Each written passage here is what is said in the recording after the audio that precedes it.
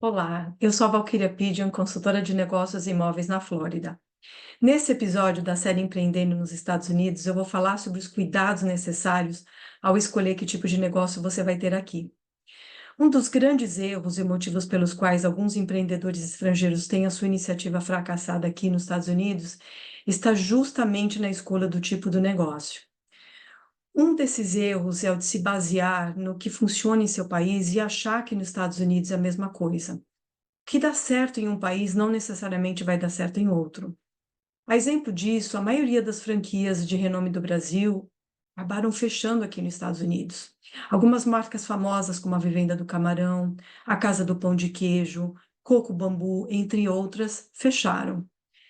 Outro erro fatal na escolha do produto é o de se focar em um público limitado.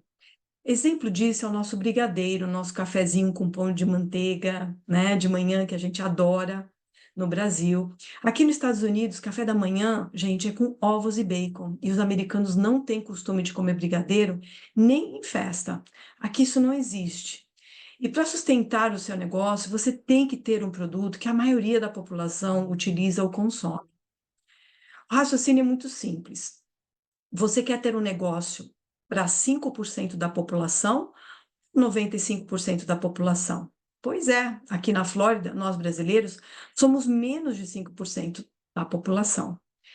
Quando estamos assessorando os nossos clientes estrangeiros a encontrar um bom negócio para comprar, normalmente a gente busca os negócios que são mais fáceis de se manejar, que têm menos riscos e que historicamente têm mais sucesso.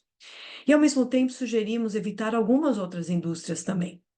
Eu vou listar agora para você alguns dos tipos de negócio que nós mais recomendamos. O primeiro deles são as lojas de pack and ship, como chamamos aqui. Essas lojas são as que têm atividades parecidas, por exemplo, com as dos Correios e do FedEx Kinko. São extremamente fáceis de administrar e a maioria com margem boa de lucro. A outra seriam lojas de ativos para celular e computadores. Aqui se consome muito esses produtos, pois praticamente toda a população dos Estados Unidos tem um celular e um computador. Não tem como errar com essa indústria, pessoal. E como os produtos das marcas mais famosas, se compradas diretamente nas lojas deles, são mais caras, busca-se muito alternativas mais baratas. Fones de ouvido, carregadores e capinhas de celular são alguns dos itens mais vendidos. Outro exemplo são pequenos cafés, que geralmente ficam abertos durante uma parte do dia. Aqueles que servem sanduíches e sorvetes também são bons.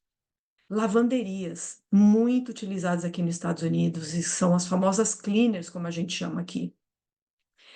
Pessoal, aqui a gente não passa roupa, tá? Praticamente toda a roupa fina e delicada nós mandamos para a lavanderia, ou seja, esse serviço aqui é essencial. Locadoras no geral, distribuidoras no geral, de qualquer coisa, também é um ótimo segmento aqui. E as empresas de administração de imóveis, por exemplo, em Orlando principalmente, agora que aqui todos os aluguéis de imóveis de temporada são os mais procurados. Eles são mais procurados que hotel. Agora vamos falar de negócios que não recomendamos. E com algumas exceções, tá, pessoal? Essas exceções têm muito a ver com a experiência do cliente no mercado americano, porque não basta somente ter experiência no seu país, pois as diferenças podem ser muito grandes, por exemplo, como eu comentei agora há pouco.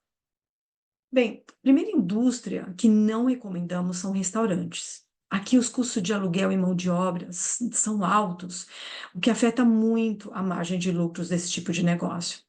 A maioria dos restaurantes aqui, pessoal, quebra.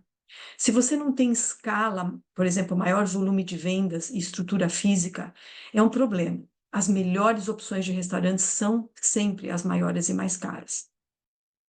Outro tipo de negócio que a gente não recomenda são postos de gasolina, pessoal. Aqui nos Estados Unidos, eles não são tão rentáveis quanto no Brasil.